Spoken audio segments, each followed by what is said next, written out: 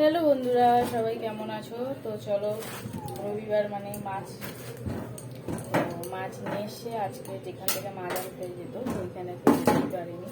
তো জানি না, এখান থেকে নিয়ে এসে মনে হচ্ছে পাশে গেট থেকে মাছ আনছে। চলো তোমাকে দেখাচ্ছি।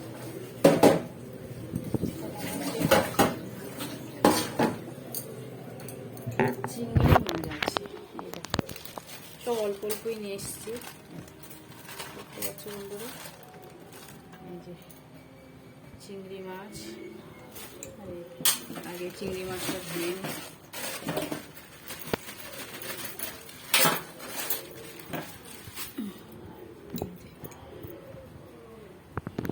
চলো বন্ধু, চিংড়ি মাছটা ধুয়ে নিই। আর এতে আছে একটা এক হাতে হয় না,